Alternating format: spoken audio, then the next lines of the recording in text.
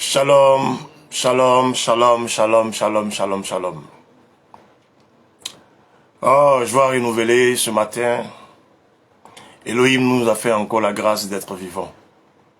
Et nous accorder son souffle de vie qui nous permet de vraiment nous mouvoir, vaquer à nos occupations. Et c'est pour nous l'occasion de lui dire merci. Nous qui n'avons aucun mérite, c'est pour nous l'occasion de lui dire merci.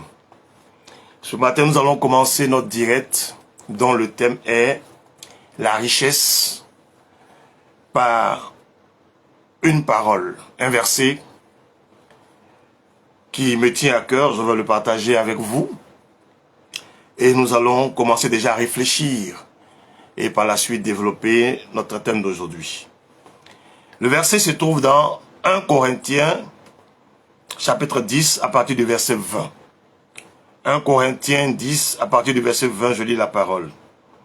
Je dis que ce qu'on sacrifie, on le sacrifie à des démons et non à Dieu.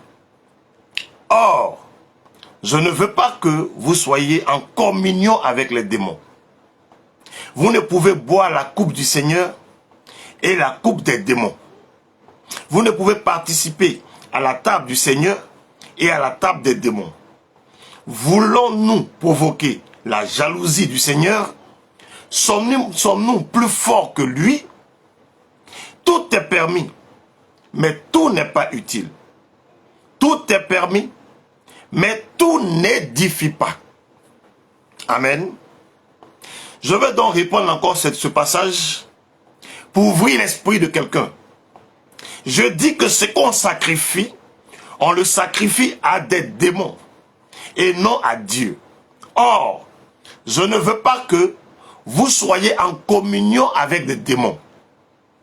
Vous ne pouvez boire la coupe du Seigneur et la coupe des démons. Vous ne pouvez participer à la table du Seigneur et à la table des démons. Voulons-nous provoquer la jalousie du Seigneur? Sommes-nous plus forts que lui? Tout est permis, mais tout n'est pas utile. Tout est permis, mais tout n'édifie pas. Bien-aimé, très cher en Elohim, ce matin, c'est le passage que j'ai voulu partager avec toi avant que nous n'entrions dans le vif de notre sujet d'aujourd'hui qui est la richesse. Le thème que nous allons développer aujourd'hui, c'est la richesse. Et le sous-thème, c'est les richesses que donne l'Éternel sont-elles du Saint-Esprit ou du monde? Voici le sous-thème. Les richesses que donne l'Éternel sont-elles du Saint-Esprit ou du monde? Alors, nous allons définir d'abord la richesse, comme par notre habitude. Nous définissons la richesse. La richesse, c'est possession de grands biens en nature ou en argent. Simple. Possession de grands biens. De beaucoup de biens. Ça peut être en nature, comme ça peut être en argent. C'est ça, la richesse. Ok. Alors nous allons maintenant aborder notre sommaire d'aujourd'hui, c'est dans Marc chapitre 8. Marc chapitre 8, à partir du verset 34. Jusqu'au verset 37. Ok. Je lis donc la parole.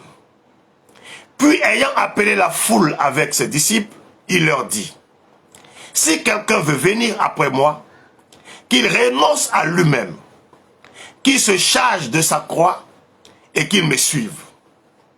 Car celui qui voudra sauver sa vie, il la perdra. Mais celui qui perdra sa vie à cause de moi et de la bonne nouvelle, la sauvera.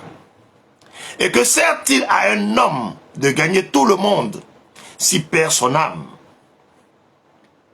Et que donnera un homme en échange à son âme? Non, de son âme plutôt. Je veux répondre ces deux derniers versets-là. Et que sert-il à un homme de gagner tout le monde s'il perd son âme? Que donnerait un homme en échange de son âme? Bien aimé, ce passage m'intrigue toujours. Ça m'intrigue toujours, ça me fait peur. Pas cette peur qui vient du monde, non. Mais celle qui vient du Seigneur, qui crée en toi la crainte de ce Dieu-là, de ce Seigneur-là. Et qui te donne en même temps de rechercher ce qui est bon, ce qui est vital pour toi. Tu cherches le monde, tu gagnes le monde de par tes richesses. Des biens immenses. Mais qu'est-ce que cela va te servir? À quoi ça va te servir si tu devais perdre ton âme pour cela? C'est une très grande question. Ça sert à quoi de gagner le monde si tu dois perdre ton âme? Ces richesses après lesquelles tout le monde court, à quoi ça va te servir si tu dois perdre ton âme? Qu'est-ce que tu pourras donner à l'Éternel en échange de ton âme? C'est quoi tu vas donner? Dans ce monde, tu peux donner tes biens, de l'argent, toutes sortes de richesses, en échange de quelque chose. Oui, tu peux troquer toutes choses dans ce monde. Mais avec l'Éternel, ce n'est pas possible. Donc, qu'est-ce que tu donnes à l'Éternel en échange de ton âme? Tu peux corrompre tout le monde dans ce monde. Hein? Avec tes biens, tu peux corrompre tout le monde. Il n'y a pas de souci. Mais pas avec l'Éternel. Alors, une question qui me vient à l'esprit, c'est: est-ce à dire que tous ceux qui courent après les biens de ce monde sont en train de perdre leur âme? Cette question mérite réflexion. Cette question mérite réflexion. Profonde réflexion.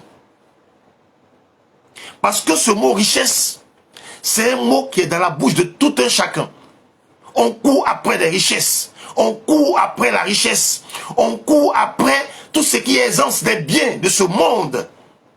Est-ce que, en le faisant ou en gagnant tous ces biens, on serait en train de perdre notre âme?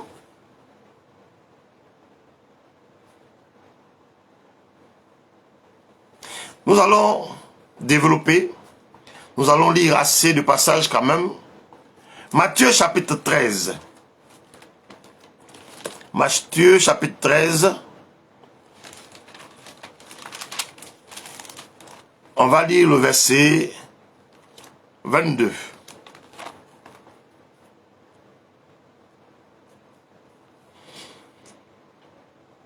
Celui qui a reçu la sémence parmi les épines, c'est celui qui entend la parole, mais en qui les soucis du siècle et la séduction des richesses étouffent cette parole et la rendent infructueuse.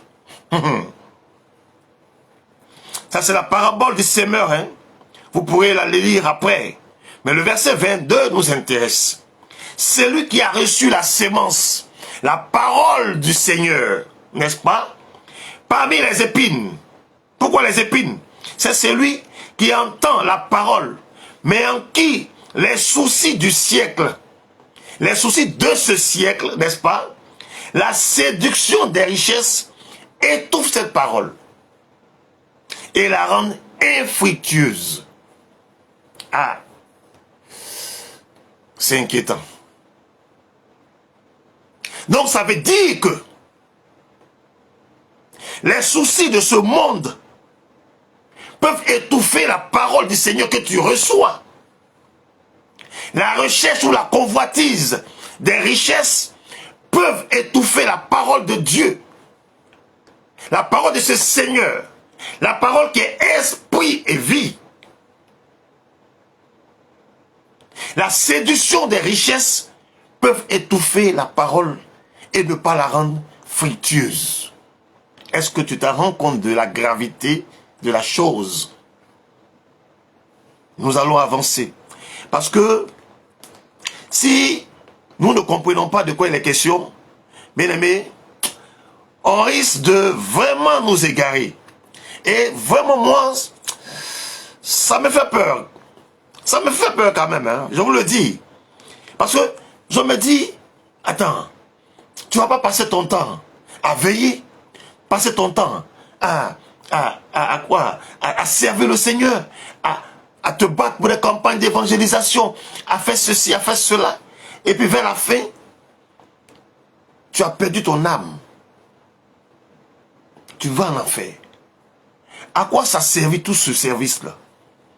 Tous ces sacrifices-là, ça servit à quoi? C'est pourquoi, moi, tous les jours, je me pose des questions. Je m'interroge. J'interroge le Seigneur, le Saint-Esprit, pour savoir, est-ce que il est bon de faire ceci? Est-ce que il est bon de faire cela? Nous sommes chers. Nous sommes tous chers. Nous sommes pécheurs. Mais dans notre état de pécheurs, il y a des choses quand même pour lesquelles on doit pouvoir se démarquer. Car le péché est différent de l'abomination. Marc chapitre 10 à partir du verset 17. Comme Jésus se mettait en chemin, un homme accourut et se jetant à genoux devant lui. Bon maître, lui demanda-t-il, que dois-je faire pour hériter la vie éternelle? Jésus lui dit, pourquoi m'appelles-tu bon? Il n'y a de bon que Dieu seul. Tu connais les commandements. Tu commettras point d'adultère, tu ne tueras point, tu ne déroberas point, tu ne diras point de faux témoignages, tu ne feras tort à personne, honore ton père et ta mère. Il lui répondit, maître, j'ai observé ces choses dès ma jeunesse. Jésus l'ayant regardé les mains et lui dit, il te manque quelque chose, va, vends tout ce que tu as, donne-le aux pauvres et tu auras un trésor dans le ciel. Puis viens et suis-moi. Oh, c'est fort ça. Il te manque une chose. Quelqu'un qui dit qu'il a observé pratiquement toutes les recommandations, tous les commandements. On lui dit, il te manque une chose. Et non des moindres. Va, vends tout ce que tu as. Donne-le aux pauvres et tu auras un trésor dans le ciel. Puis viens et suis-moi. Mais affligé de cette parole, cet homme s'en alla tout triste, car il avait de grands biens. Oh, alléluia. L'homme qui est venu dans la joie pour chercher à savoir qu'est-ce qu'il lui fallait faire pour avoir la vie éternelle. On lui dit, les biens que tu as là, va, vends-les et donne ça aux pauvres. Ce que tu recevras de la vente, donne-le aux pauvres. Et puis viens, suis-moi. En le faisant déjà, on te dit que tu auras un grand trésor dans le ciel. Mais l'homme est attristé. Oh. L'homme est triste. Ah, la richesse. Quand tu es accroché à la richesse, quand tu convoites la richesse, bien-aimé, tu perds ton âme. Bien-aimé, tu es en train de vendre ton âme. Tu es en train d'exposer ton âme. Ah. Jésus, regardant autour de lui, dit à ses disciples qu'il sera difficile à ceux qui ont des richesses d'entrer dans le royaume de Dieu. Il sera difficile à ceux qui possèdent des richesses d'entrer dans le royaume de Dieu. Il n'a pas dit impossible, hein? Il dit difficile. Car de nos jours, des gens comme Job, qui étaient riches et qui étaient intègres, ah, s'il y en a encore, je ne peux pas dire si c'est faux, mais vraiment, des personnes intègres à l'Éternel de nos jours. Je ne parle pas du temps de Job, hein, parce que Job, là, il était riche et l'Éternel rendait témoignage de lui en disant, Job est un homme intègre qui craint l'Éternel. Mais de nos jours, des personnes intègres, qui sont riches, il dit il sera difficile à ceux qui possèdent des richesses d'entrer dans le royaume de Dieu. Ce n'est pas du jeu, hein. Ce n'est pas du jeu. Nous allons développer tout à l'heure, vous allez comprendre beaucoup de choses. Ce n'est pas du jeu, la richesse.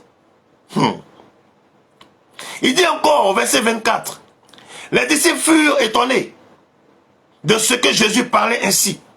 Et reprenant, il leur dit, mes enfants, qu'il est difficile à ceux qui se confient dans les richesses d'entrer dans le royaume de Dieu. Il est plus facile à un chameau de passer par le trou d'une aiguille qu'à un riche d'entrer dans le royaume de Dieu.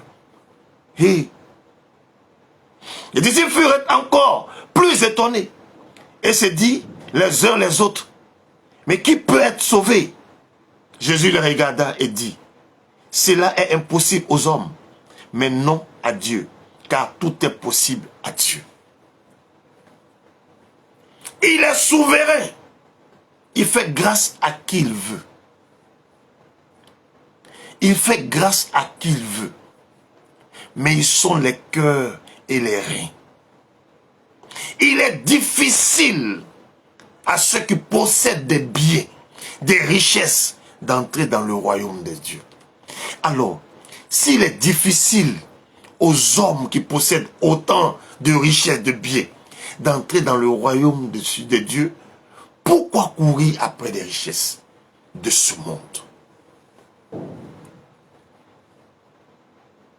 On te dit que, regardez l'image qu'il présente. Un chameau, il est plus facile à un chameau.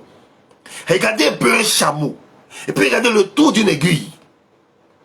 Il est facile pour un chameau de rentrer par là qu'à un riche pour entrer dans le royaume de Dieu.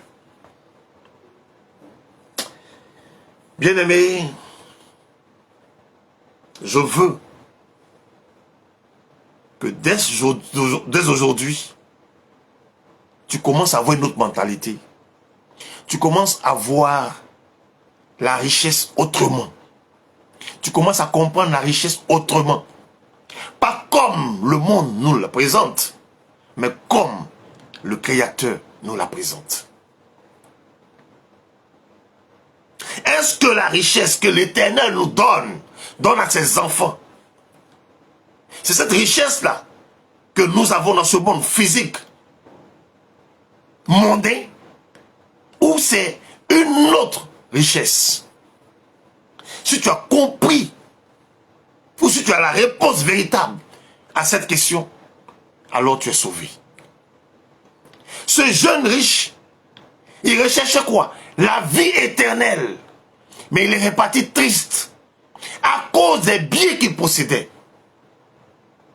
À cause des biens, il a renoncé à la vie éternelle. Parce qu'il est accroché aux biens de ce monde. Il est accroché aux richesses de ce monde. Et ça, c'est le quotidien de beaucoup parmi nous.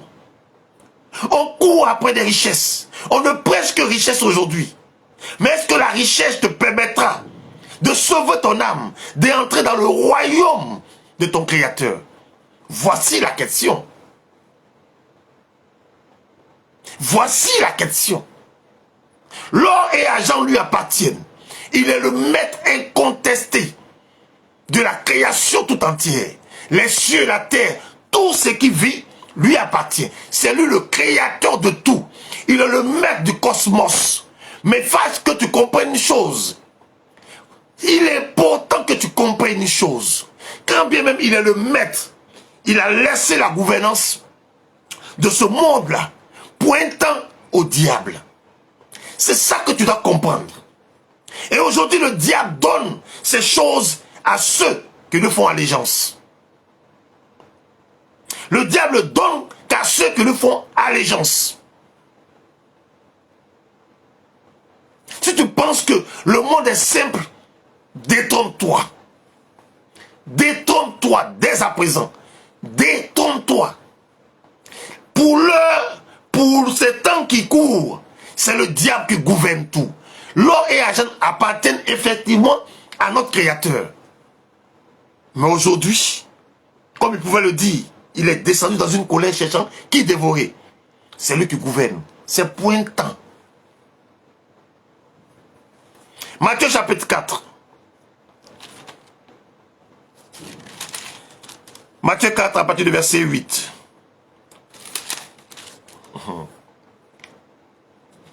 Le diable transporta encore sur une montagne très élevée, lui montra tous les royaumes du monde et leur gloire, et lui dit, je te donnerai toutes ces choses si tu te prosternes et m'adores.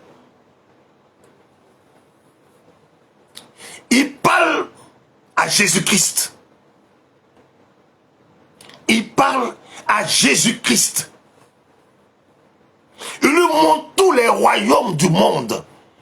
Et il lui dit, il lui fait une proposition. Si tu te prosternes et m'adores, je te donne toutes ces richesses-là et leur gloire. Bien aimé, c'est ce que le diable fait aujourd'hui. Il donne à qui lui fait allégeance. Je te dis une chose. Les lieux où il y a des richesses, d'abord c'est la terre.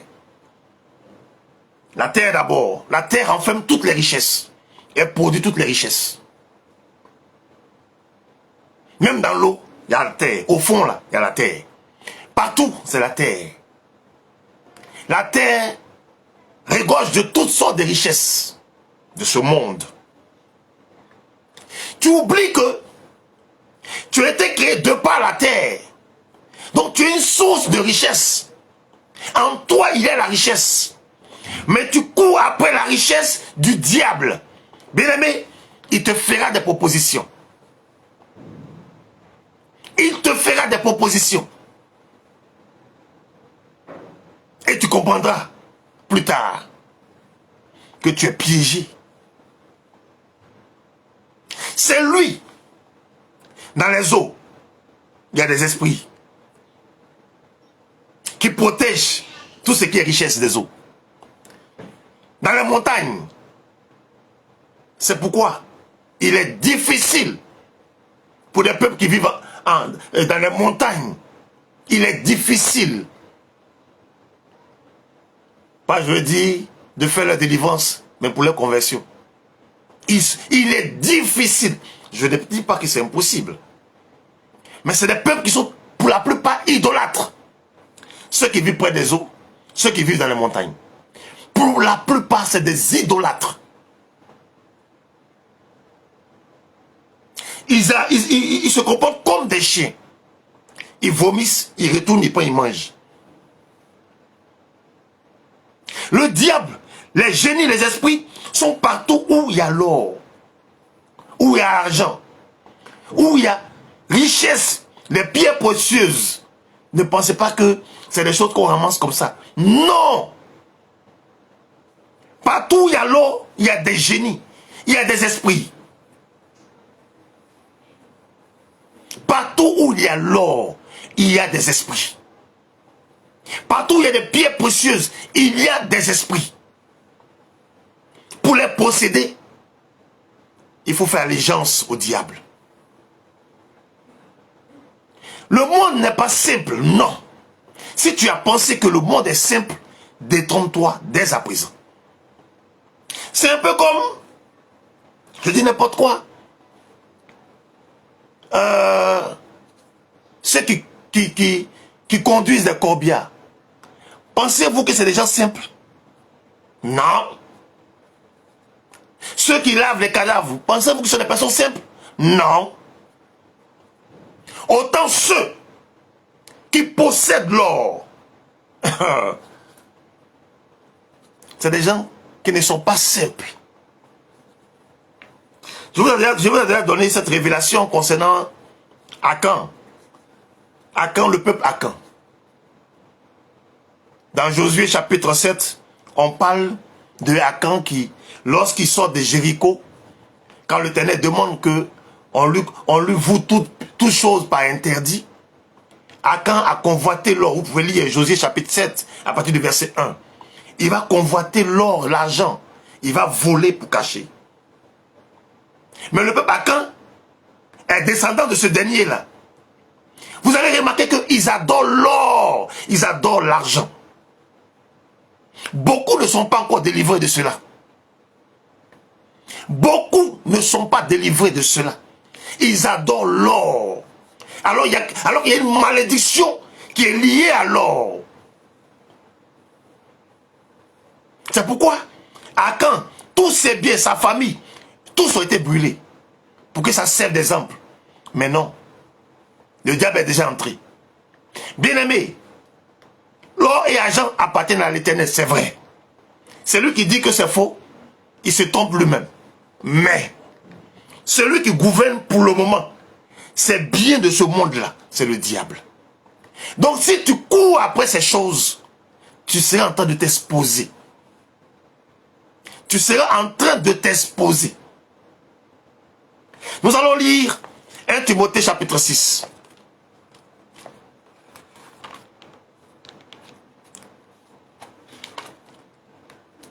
1 Timothée chapitre 6. On va lire à partir du verset 3.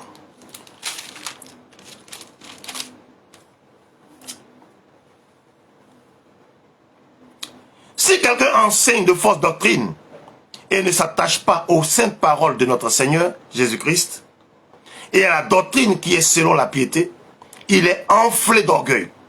Il ne sait rien. Il a la maladie des questions oiseuses et des disputes de mots, d'où naissent l'envie, les querelles, les calomnies, les mauvais soupçons, les vaines discussions d'hommes corrompus d'entêtement, privés de la vérité et croyant que la piété est une source de gain. C'est en effet une grande source de gain que la piété, mais avec contentement. Contentement. Il faut s'en contenter. Avec contentement. Aujourd'hui, beaucoup sont enflés d'orgueil. Enflés d'orgueil. Ils pensent que c'est les discours dissuasifs, je ne sais pas moi, trompeurs qui vont amener les gens à les suivre. Non. Non. Mais allons plus loin, il dit quoi? Car nous n'avons rien apporté dans le monde. Et il est évident que nous n'en pouvons rien apporter. Si donc nous avons la nourriture et le vêtement, cela nous suffira. Cela nous suffira. Mais ceux qui veulent s'enrichir tombent dans la tentation, dans le piège et dans beaucoup de désirs insensés et pernicieux qui plongent les hommes dans la ruine et la perdition. Alléluia. La parole est claire. Ceux qui veulent s'enrichir, l'enrichissement. Si tu as ton pain quotidien, tu as ton vêtement, ça te suffit. C'est bon. C'est bon, c'est très bon. Et dans la vie, là, ceux qui sont moyens avancent. Ils vont loin. Même à l'école, ceux qui sont moyens, ils avancent, ils vont loin. Les nuls en griffe, c'est les gens qui choisissent le raccourci. Mais ceux qui sont intelligents même là, souvent ils n'arrivent pas loin. Excès de connaissances, ils n'arrivent pas loin. Excès de confiance, souvent ils n'arrivent pas loin.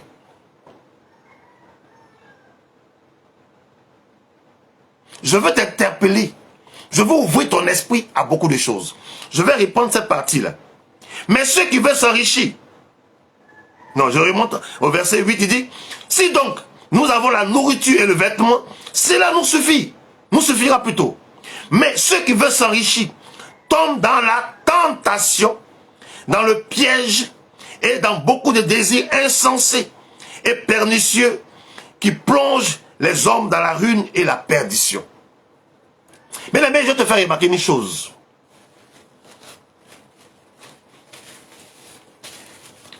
Les proies du diable, il y en a deux catégories. Ceux que le diable attaque beaucoup, il y a deux. Il y a ceux-là qui sont démunis, qui ont faim. Remarquez, même Jésus, c'est après avoir jeûné, il avait faim. C'est en ce moment que le diable vient le tenter. Quand tu es pauvre, en griffe, c'est là que le diable vient te tenter.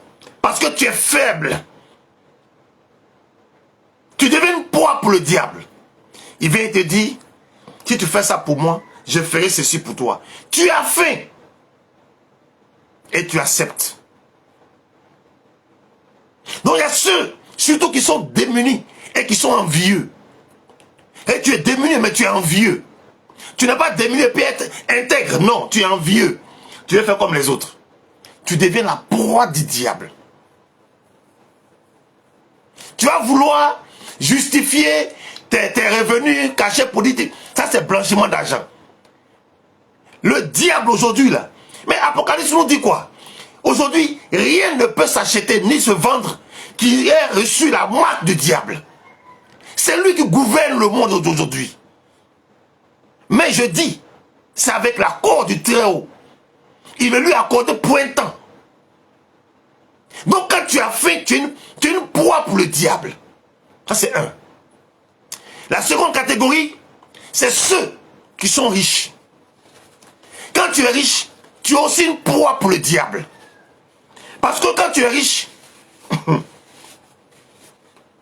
la première des choses, tu n'as plus envie de descendre. De là où tu es quitté. Donc tu es prêt à tout pour te maintenir, n'est-ce pas, à ton stade, à ton pied des stalles. Et là, toutes les propositions qu'il te fera, tu vas accepter. Quand tu es riche, tu n'as plus le temps nécessaire pour prier véritablement. Car tu recherches comment faire pour fructifier ton argent. Et là, tu deviens vulnérable. Le diable, non, il ne veut pas vers celui qui n'est rien. Écoutez-moi bien. Aujourd'hui, il dit, même à l'école primaire, ils vont dénicher des cerveaux. Ils viennent vers des personnes qui ont de l'intelligence. Des gens qui ont déjà une richesse. Ils sont héritiers, donc il faut les former. Et on les recrute dans les grandes écoles, les grandes universités. C'est là qu'on les forme pour devenir des agents du diable. Dans les écoles de renom, des renommées, dans les endroits comme les jeunes chambres économiques, comme les universités, qu'on appelle ça Harvard et autres, c'est là-bas qu'on les envoie pour les former. En Côte d'Ivoire, il y a des écoles de renom, l'ENA, INHP, ces endroits-là, on forme des élites. Mais au-delà de ça, on prépare les suppôts du diable. On va recruter là-bas. On ne prend pas celui qui est bête. Le diable ne prend pas celui qui est bête. Il prend celui qui est intelligent. Parce qu'il doit utiliser son intelligence pour gagner le monde. Mais il a même pensé que le monde, c'est du jeu, quoi. C'est pas un jeu. Ce qui se passe aujourd'hui, là, ce n'est pas un jeu.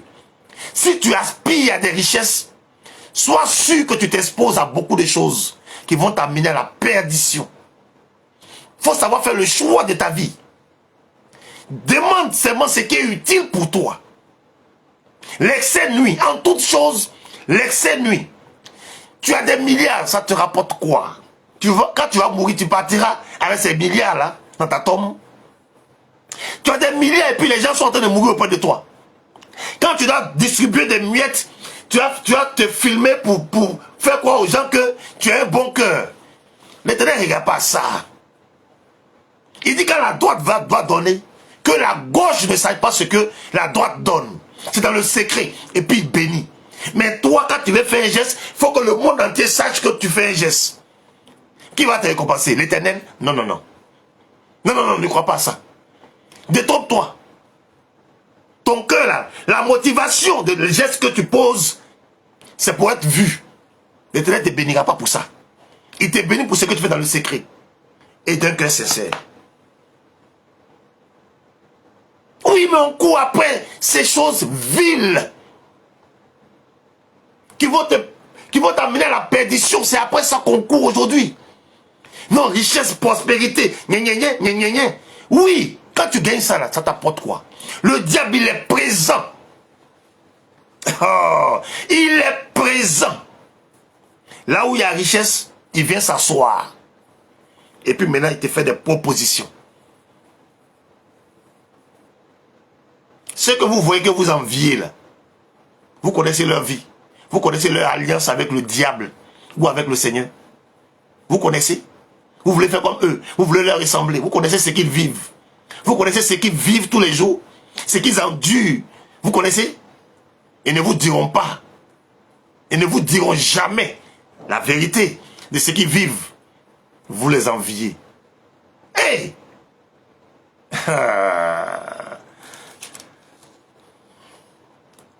On va lire deux exemples de la Bible, on va comprendre. Proverbe, chapitre 30.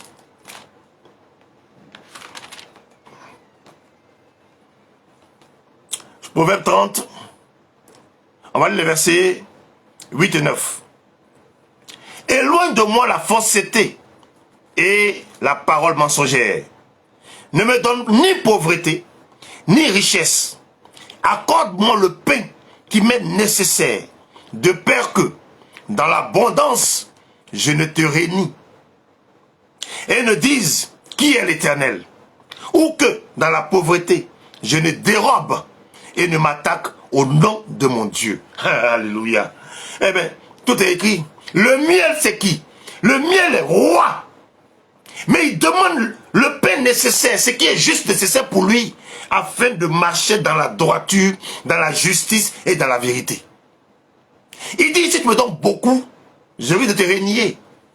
Nebuchadnezzar voit sa royauté, il voit la gloire de sa royauté, et puis tape sa poitrine. Moi, Nebuchadnezzar, il a vu ce qu'il a vu.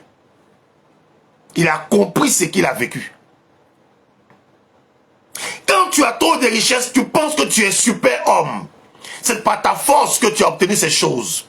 Et tu régnis l'Éternel. C'est un piège. Le diable, il est présent là où il y a richesse. Le mien, le roi, demande juste ce qu'il lui faut. Il dit, si je suis pauvre aussi, je risque de dérober, voler au nom de Dieu. Mais c'est pas ce que beaucoup font aujourd'hui là. Il doit se réveiller, il crée révélation. Il doit, quand il a fait, allez, il crée prophétie, action prophétique. Il vole au nom de l'Éternel. C'est pas ça là. Tout est écrit. Tout est écrit. Il demande le juste minimum. Revenons dans Matthieu. Matthieu chapitre 6.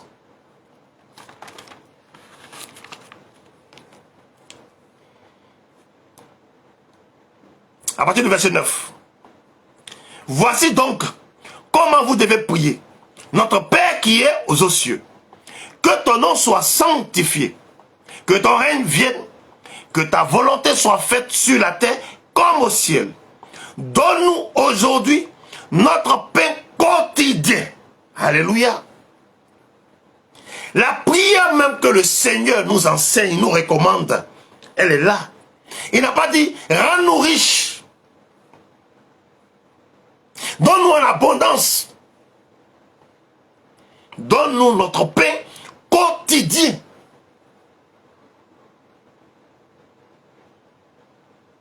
Est-ce que tu comprends ces choses-là même?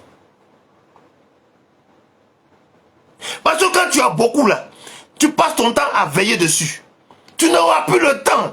Tu seras déconnecté de ton Seigneur. Je te le dis. J'ai vécu cette expérience. Oh. Il m'a dit, quand le Seigneur vous aime, c'est bon, hein? Quand le Seigneur vous aime, non, c'est très bon. Il m'a dit, je t'ai appelé à mon œuvre. Je te démontre que je suis tout puissant. Je peux te donner en abondance, pourvu que tu marches dans ma droiture. Il m'a donné, il a repris. Et j'ai vécu l'expérience de ça. Par moments, je me posais des questions. Je me rendais compte que je n'avais plus souvent le temps. Je réduisais même mon temps de prière. J'ai vécu cela. Il m'a donné. Il dit, marche dans ma présence.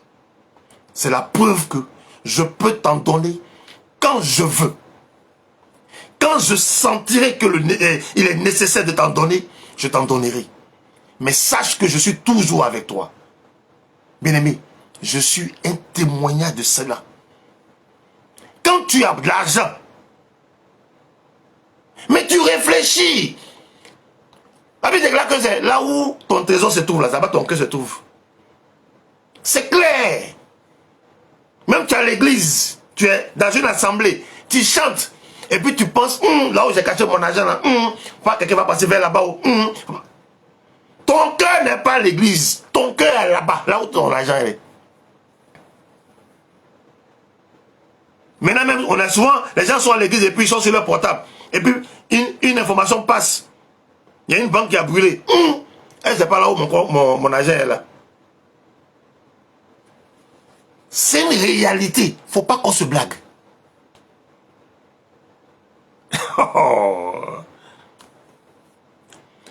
Même Matthieu, chapitre 6, à partir du verset 25. C'est pourquoi je vous dis, ne vous inquiétez pas de votre vie, de ce que vous mangerez, ni pour votre corps, de ce que vous serez vêtu. La vie n'est-elle pas plus que la nourriture, et le corps plus que le vêtement? Regardez les oiseaux du ciel, ils ne sèment ni ne moissonnent, mais ils n'amassent rien dans les greniers. Et votre Père Céleste les nourrit. Ne valez-vous pas beaucoup plus que? Qui de vous, par ses inquiétudes, peut ajouter une coudée à la durée de sa vie? Et pourquoi vous inquiétez au sujet du vêtement? Considérez-vous comment croissent les lits dans les champs.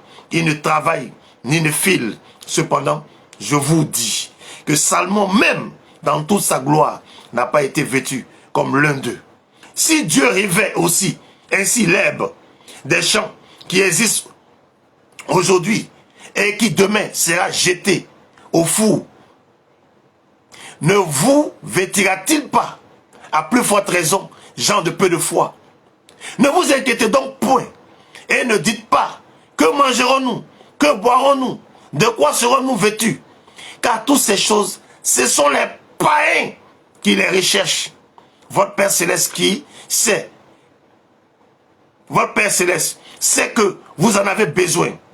Cherchez premièrement le royaume et la justice de Dieu, et toutes ces choses vous seront données par-dessus. Ne vous inquiétez donc pas du lendemain, car le lendemain aura soin de lui-même. À chaque jour suffit sa peine. Alléluia. Mais quand tu lis ça, tu comprends que parmi nous, il y a beaucoup de païens. Quand tu lis ces paroles, tu comprends que beaucoup parmi nous sont païens encore. Ils ne sont pas encore convertis. Parce qu'ils s'inquiètent. Ils s'inquiètent et ils recherchent les biens de ce monde, les richesses de ce monde. Il y en a qui se targuent d'être milliardaires. Tu es milliardaire. Amen. Alléluia. Mais qu'est-ce que tu apportes au monde? Qu'est-ce que tu apportes au monde? Parce que si tu es milliardaire et que les gens même de tes assemblées ne peuvent pas profiter de tes milliards, c'est que tu n'es pas converti. Si tu es milliardaire et que tu aimes l'argent plus ton Seigneur, tu n'es pas converti.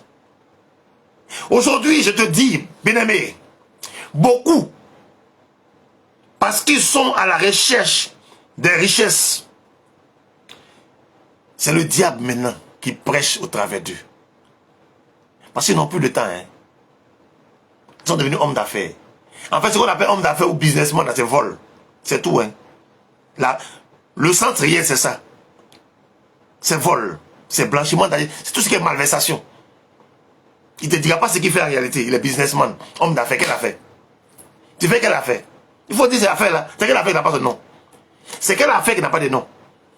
Donc quand ils sont malhonnêtes là, quand ils font des bêtises là, ils deviennent hommes d'affaires. Businessman. On ne dit jamais ce qu'ils font. Aujourd'hui, ils sont tellement focus sur la richesse que c'est Satan maintenant qui prêche au travers d'eux. Et, vous connaissez l'enseignement de Satan, ce sont des hérésies. Rien que pour égarer le peuple. Il dit, cherchez premièrement le royaume et la justice de Dieu. Et toutes ces choses derrière lesquelles vous courez là, il vous les donnera. Il est dans sa parole. Quand tu es fidèle à sa parole, il ne faillit jamais à la sienne. Il est dans sa parole. Il n'y a pas plus fidèle que lui. Il n'y a pas plus fidèle que lui. Il ne jure que par lui-même. Toi, tu jures par quelqu'un. Lui, il ne jure que par lui-même et par son nom. Il veille sur son nom. Il veille sur sa parole. Cherche le royaume. Mais toi, tu as renversé les choses. Tu cherches les choses et tu mets le royaume de côté. Alors que, si tu cherches le royaume, non seulement tu auras ces choses auxquelles tu aspires, mais tu auras le royaume par la suite. Mais quand tu cherches ces choses et que tu abandonnes le royaume, tu auras peut-être ces choses, mais ta vie, elle est fichue. Tu auras perdu ta vie. Tu auras égaré ta vie. Ou du moins, tu auras une vie dans la GN. Pourquoi tu veux inverser les rôles? Pourquoi tu veux mettre la charrue avant les bœufs? Pourquoi? Cherche premièrement la vérité. Cherche premièrement la justice. Et toutes choses te seront données par-dessus. Mesdames, je suis en train de te démontrer un peu combien de fois ces choses de ce monde sont dangereuses. Les choses derrière lesquelles nous courons dans ce monde, les richesses de ce monde, ces richesses mondaines sont des sources de destruction pour nous, de perdition pour nous, d'égarement pour nous, folie pour nous. Maintenant, je vais te présenter les richesses de l'Éternel. Allons-y. Proverbe chapitre 3. Si tu réussis à faire la différence, tu es sauvé. Proverbe chapitre 3. À partir du verset 13. Heureux l'homme qui a trouvé la sagesse et l'homme qui possède l'intelligence. Car le gain qu'elle procure est préférable à celui de l'argent. Heureux l'homme qui a trouvé la sagesse et l'homme qui possède l'intelligence. Car le gain que la sagesse ou l'intelligence procure est préférable à de l'argent. Et le profit qu'on en tire vaut mieux que l'or. Alléluia. Les richesses de l'Éternel, c'est ça là, l'intelligence, la sagesse. Ce sont les dons qu'il met en toi. C'est ça les richesses de l'Éternel. Quand tu les possèdes, ça vaut mieux que l'or, l'argent, derrière lesquels tu cours et tu es prêt à toutes sortes de pactes sataniques pour les obtenir. C'est vrai, David a laissé son héritage à son fils Salomon. C'est vrai que Salomon a hérité de biens, de richesses, c'est vrai. Mais ce qui va encore augmenter la richesse de Salomon et qui va faire que de son vivant, personne sur la terre n'allait avoir la même richesse que lui. Vous ne pouvez pas dire le même niveau de richesse. C'est l'exploitation de la sagesse qu'il avait. L'intelligence et la science que Salomon avait. C'est la mise en pratique des dons que Dieu a déposés en lui. L'Éternel a déposé en lui. C'est ça qui a fructifié les biens, la richesse de Salomon. Tu as des dons, tu ne les utilises pas et tu veux être riche. Tu veux être riche comment? Avec quoi tu veux être riche? Je l'ai dit tantôt, tu as été créé de par la terre. La terre est le lieu où tout ce qui est richesse dans ce monde existe plutôt. C'est la terre qui produit des richesses. Mais tu es la terre, tu n'as pas compris que tu es une source de richesse. Quand toi il y a une richesse, il te suffit seulement avec le Saint-Esprit de développer les dons qu'il a mis en toi pour que tu aies ce que tu veux. C'est ça. En toi, il y a la richesse. Tu es une terre. N'oublie pas que tu es une terre. Et dans la terre, il y a toutes les richesses de ce monde.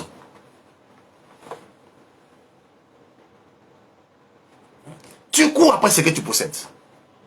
Comme dans la tentation de Jésus. Satan vient lui présenter tous les royaumes et les biens et les richesses. Il dit, si tu te possèdes, je te donne. Pourtant, le vrai propriétaire même, c'est lui à qui tu parles. C'est comme ça que le diable te fait croire que tu n'as rien. Tu ne possèdes rien. Et puis tu dis, oui, c'est vrai, moi-même, là, comme je souffre. Et quand il te fait une proposition, tu cours, tu t'en vas. Non! La richesse est en toi. Elle est enfouie en toi. C'est à toi de l'exploiter. Il dit, tu mangeras la sueur de ton front. Il faut travailler pour jouir de ce qui est en toi. Ce que tu possèdes. C'est pas quelqu'un qui va venir exporter ça pour toi. Si tu dors avec ça, le diable va venir prendre. La parabole des talents. Matthieu 25.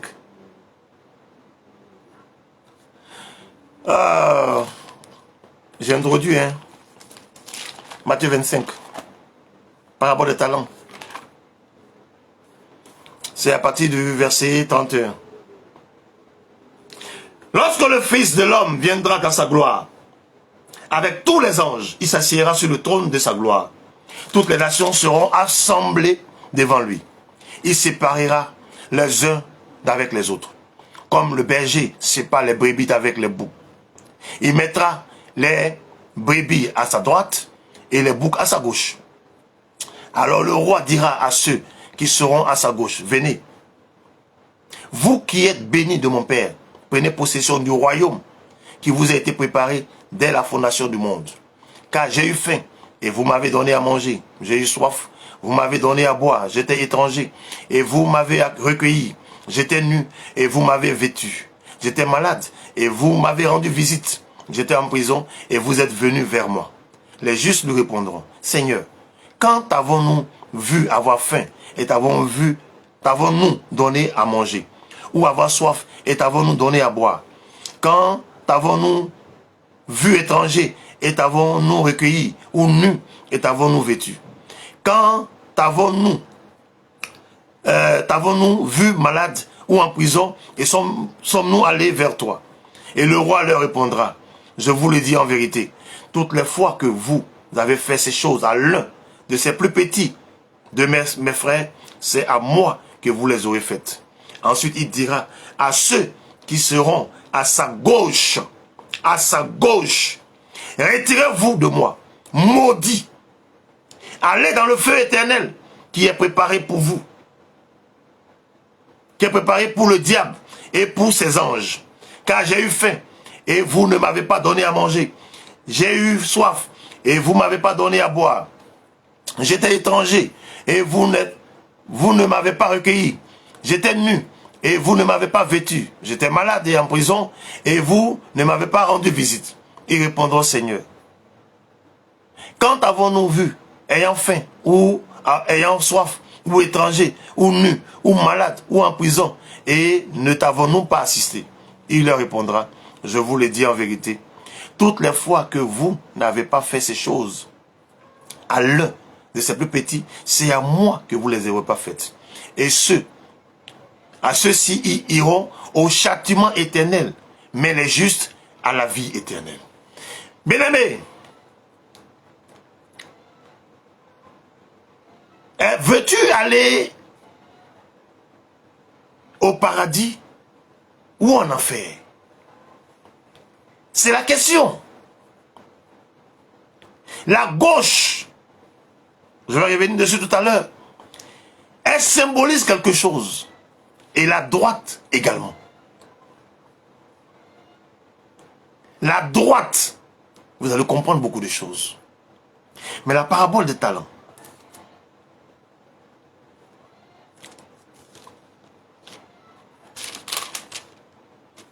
il en sera comme d'un homme qui, partant pour un voyage, appela ses serviteurs et leur émit ses biens. Il donna 5 talents à l'un, 2 à l'autre et 1 au troisième, à chacun selon ses capacités. Et il partit. Christ est venu. Il nous a distribué des dons à chacun de nous. Et il est parti. Et il reviendra pour faire un bilan. Suis bien le passage. De même, celui qui avait reçu les 2 talents, non, attendez, faut pas que je... Aussitôt, celui qui avait reçu les 5 talents s'en alla, les fit valoir et en gagna 5 autres talents.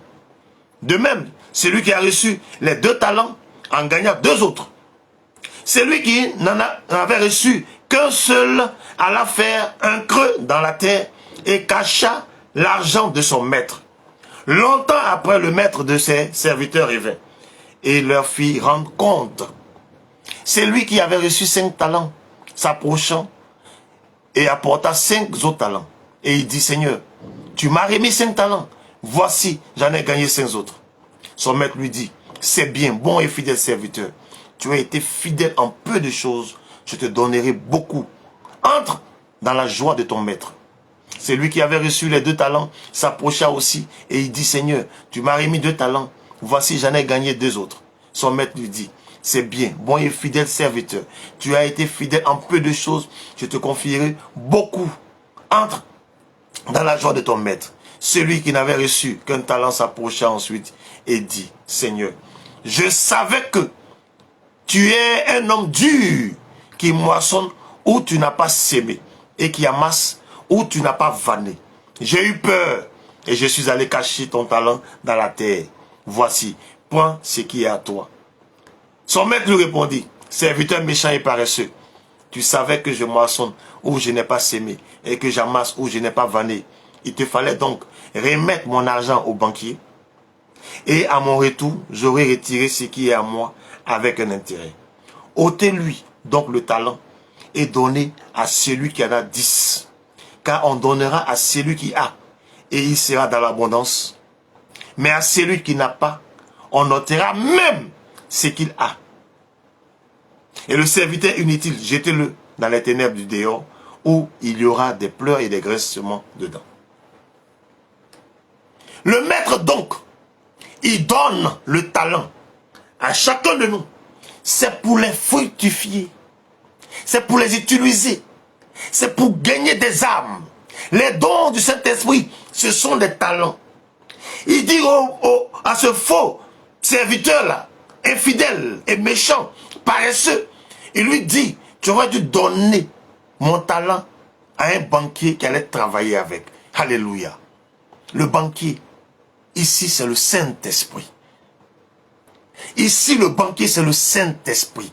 C'est lui qui te permet de valoriser les dons. C'est lui qui te permet de fructifier les dons. C'est lui qui te permet de pouvoir gagner des âmes avec les dons que l'Éternel t'a donnés.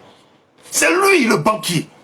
C'est lui qui distribue les dons selon son bon vouloir, mais selon les aptitudes de chacun.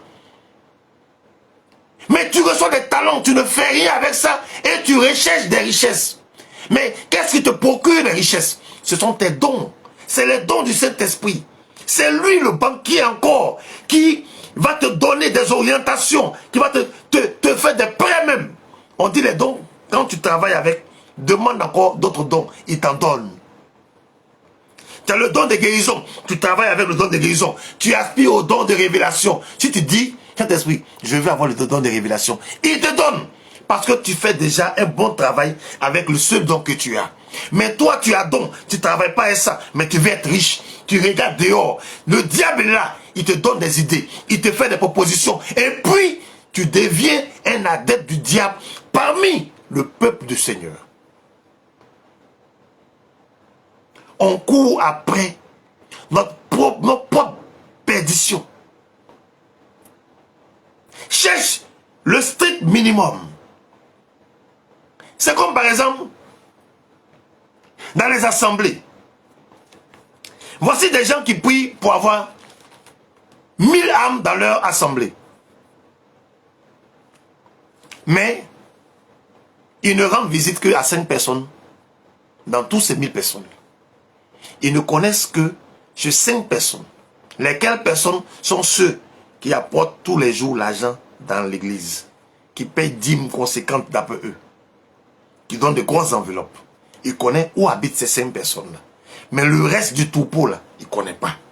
Le reste des fidèles, ils ne savent pas où ils habitent. Qu'est-ce qu'ils vivent?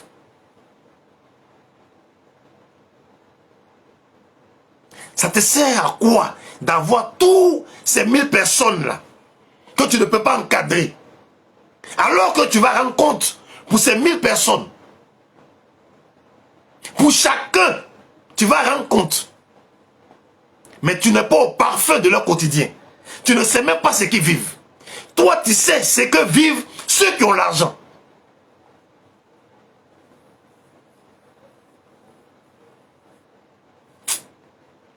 Faisons attention, hein.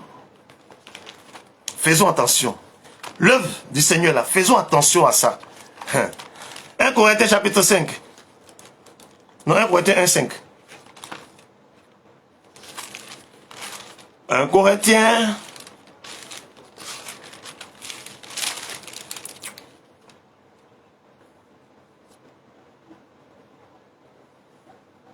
Car en lui, vous avez été comblés de toutes les richesses qui concernent la parole et la connaissance. Le témoignage de Christ ayant été solidement établi pour nous. En qui? En lui, Christ, nous avons quoi? Toutes les richesses. Toutes les richesses. C'est en Christ que nous avons toutes les richesses. Ce n'est pas en dehors de Christ. Ce n'est pas en dehors du Saint-Esprit. Tu es homme d'affaires, c'est bien. C'est bien.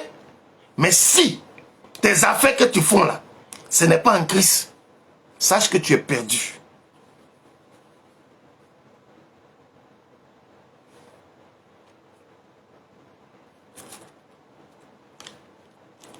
On va retourner encore. On a déjà lu Matthieu. On va retourner à Matthieu. Non, ça va. On va donner des passages que vous allez méditer, sur lesquels vous allez méditer. Apocalypse chapitre 5, verset 12. Hébreux 11, verset 26. Colossiens 1, verset 27. Éphésiens 1, verset 7 à 18. Romains 9, verset 23. Romains 11, verset 12 à 33. Bien-aimés, je vais conclure mon enseignement d'aujourd'hui par le livre de Proverbes. Proverbes chapitre 22. Versets 1 à 4. La réputation est préférable à de grandes richesses.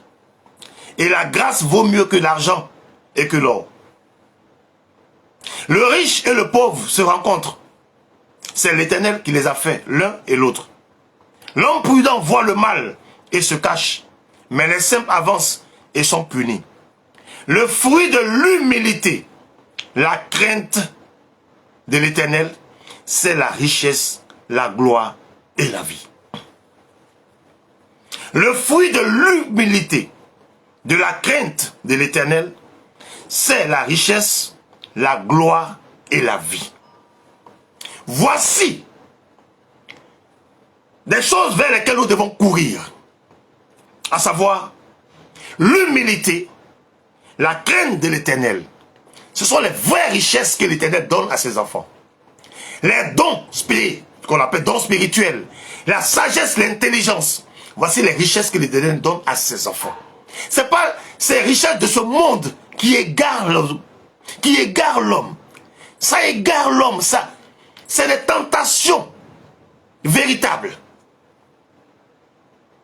Si tu n'as pas compris que le monde actuel est dirigé par Satan, c'est que toi, c'est même pas la peine. Et regarde, il faut remarquer, hein. Tu fais ton petit commerce.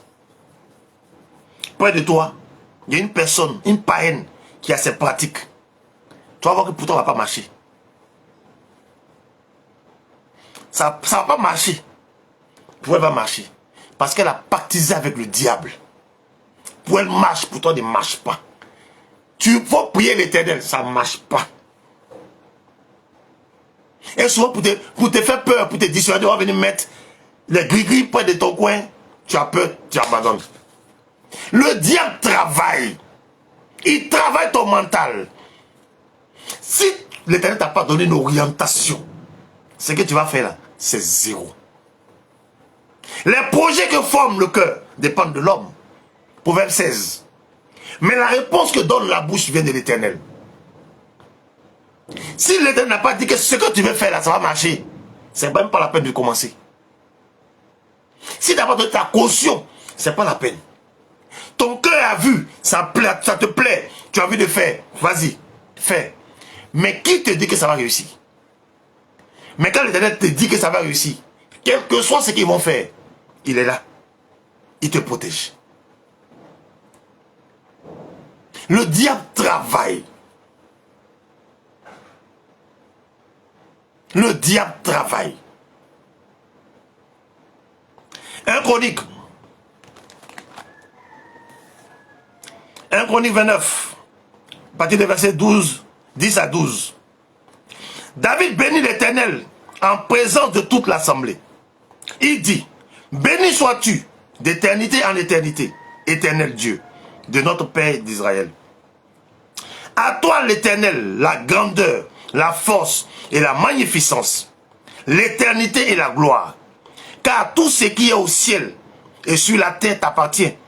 À toi, Éternel, le règne, car tu t'élèves souverainement au-dessus de tout. C'est de toi que viennent la richesse et la gloire. C'est toi qui domines sur tout. C'est dans ta main que sont la force et la puissance. Et c'est ta main qui a le pouvoir d'agrandir et d'affermir toutes choses. C'est lui. C'est à lui que ces choses appartiennent. C'est lui qui décide. Ne cours pas après les choses vaines. Laisse-toi orienter par le Saint-Esprit. Il nous avait été promis. Et il est là. Pour nous enseigner toutes choses. Pour nous conduire dans la vérité. Dans la lumière. Les meilleures orientations. C'est lui. Tout lui appartient, c'est vrai. Mais il a décidé. J'ai pour habitude de vous dire que notre passage sur la terre, voici une image simple. C'est pour savoir si oui ou non tu as accepté le Seigneur. Si oui ou non, malgré les offres, les propositions du diable, toi tu es resté intègre à l'Éternel. C'est pour ça que tu étais là. Je suis le seul homme d'une ville de 1000 femmes. Je suis le seul homme, écoute-moi bien. Le seul homme d'une ville de 1000 femmes.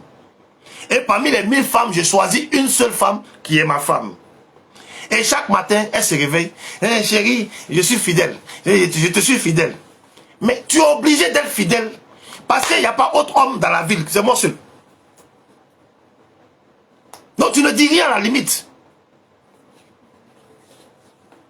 Tu ne dis rien à la limite. Parce que je suis le seul homme. À part moi, il n'y a pas autre homme. Tu es obligé d'être fidèle. Mais s'il y avait deux hommes, un te fait la cour, et puis moi, je suis ton mari, tu dis non, je suis fort marié, je me respecte, je ne fais pas, je ne te trompe pas. Tu me dis ça. Il dit oui, parce qu'on te drague et puis tu refuses. Mais on ne te drague pas. Tu es obligé d'être fidèle. Tu es là, si c'était seulement l'Éternel. Tu as dit oui, je t'adore, je te dis. Mais le diable est à côté. Et puis il te fait des avances. Maintenant, c'est à façon tu vas refuser les avances du diable.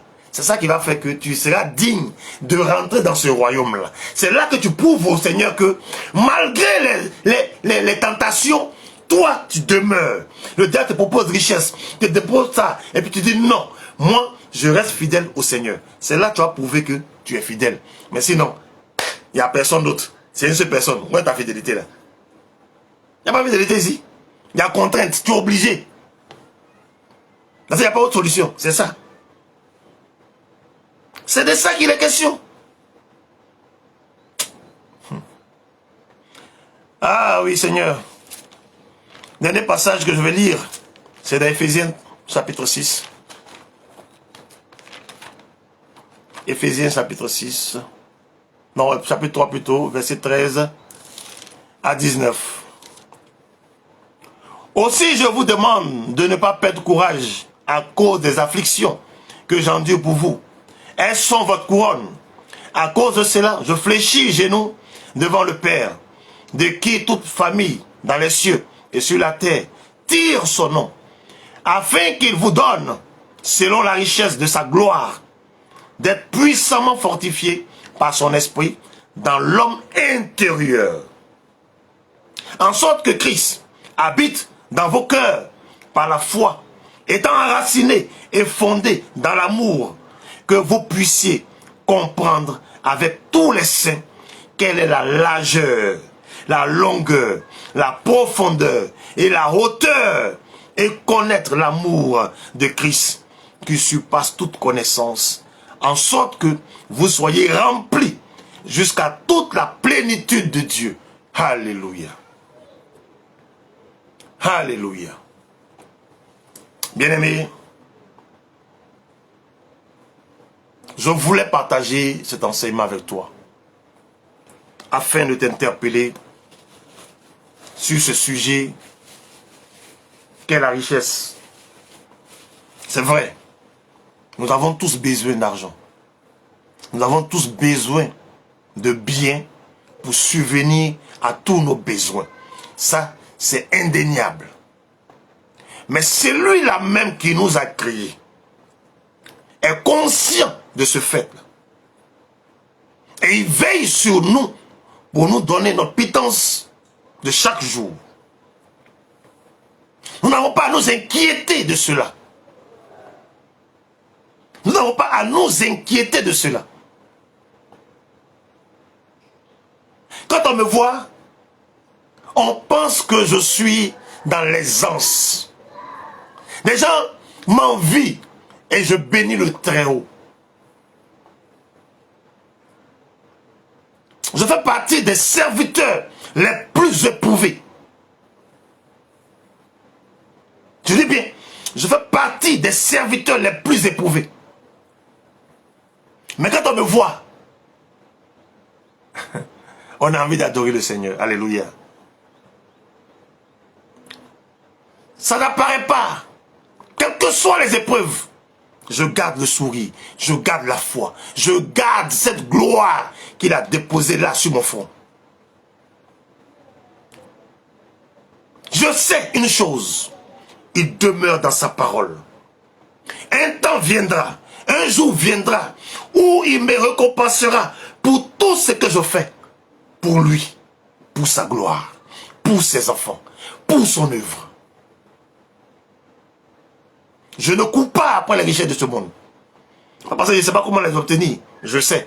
Mais je ne cours pas après ça. Parce que ce qui m'intéresse, c'est le royaume des cieux.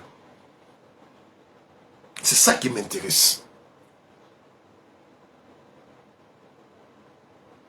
Dans la droite du Seigneur, il y a la vie éternelle. Dans sa gauche, il y a la richesse. Ceux qui mettent à sa gauche là, on les connaît. Ceux qui mettent à sa droite, on les connaît. Dans la droite du Seigneur, je dis bien, il y a la vie éternelle.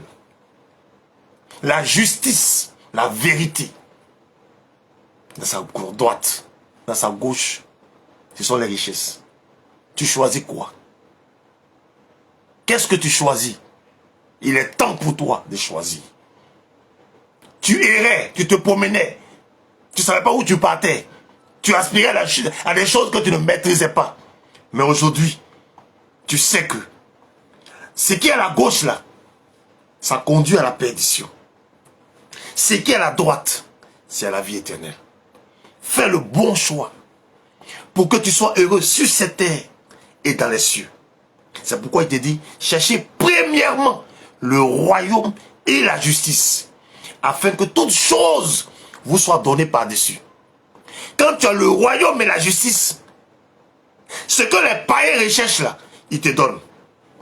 Mais quand tu as ce que les païens recherchent en premier, alors tu perds la vie éternelle. Parce que ça, c'est une source de perdition.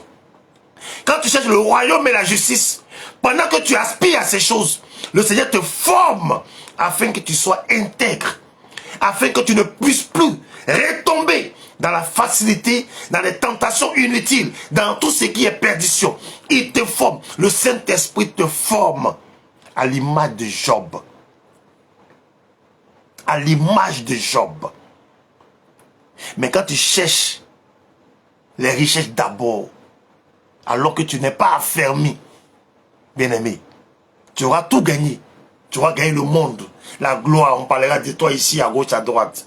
Mais tu auras perdu ton âme. Et avec quoi tu vas la retrouver? Qu'est-ce que tu pourras donner en échange de ton âme? Qu'est-ce que tu vas donner? Parce que quand tu meurs là, tous ceux derrière lesquels tu cours là, toutes ces choses derrière lesquelles tu cours, tu vas laisser ça ici. Tu n'amènes pas ça quelque part. Tu n'emportes pas ça quelque part. Bien-aimé, l'exemple de la prière quotidienne, c'est ce que tu dois apprendre à faire. Demande le strict minimum. Ce qu'il te faut pour t'habiller, pour cacher ton corps. Ce qu'il te faut pour manger. Ce qu'il te faut pour te déplacer, pour faire l'œuvre du Seigneur. Ce qu'il te faut pour scolariser tes enfants, etc., etc. Le strict minimum. Pas l'excès. Tout ce qui est excès nuit. Sache que ceux qui ont ça à l'excès, ils ne sont pas simples. Ils ne sont pas simples. Ils ne sont pas ce que tu crois qu'ils sont. Non. Parce que le diable gouverne. Et il donne à ceux qui lui font allégeance. Il donne à ceux qui lui font allégeance. Il faut que tu comprennes ça. N'envie pas ces personnes-là. Ne les envie pas. Quand tu vois leur manière de se comporter, ils ne sont pas humbles. Ils sont remplis d'orgueil, enflés d'orgueil, hautains. C'est des signes des agents du diable. Ne fais pas comme ces personnes. Ils ont une modestie. Une sale modestie. Oh, ils vont faire qu'ils sont simples. Non, non, non, non, non. Pour la plupart, là, tu connais. Faut regarder. Ouvre tes yeux seulement, tu vas voir. Et ils sont très méchants dans le fond. Parce qu'ils spolient les gens pour s'enrichir. Ils volent les gens pour s'enrichir. Pour eux, les pauvres doivent demeurer pauvres. Et eux, ils continuent de... Voilà. Tu les connais combien? Qui passent dans les quartiers précaires pour distribuer. Tu les connais combien? Pour ce qu'ils ont là. Tu les connais combien? Il y en a combien? Combien ils le font? Il y en a combien qui disent, bon, ok, je crée des emplois pour vous, venez travailler. Il y a combien ils le font? Au lieu que toujours vous soyez en train de commander là, venez, je crée des emplois. Combien font ça? Tu le connais, hein? N'envie pas l'homme. Maudit soit celui qui se confie à l'homme, dans les narines duquel se trouve un souffle. Le Saint-Esprit te donnera de fructifier les dons qui sont en toi, de manière à ce que tu aies ce qu'il te faut, quand il te faut, où il te faut, pour que tu ne sortes pas de sa présence.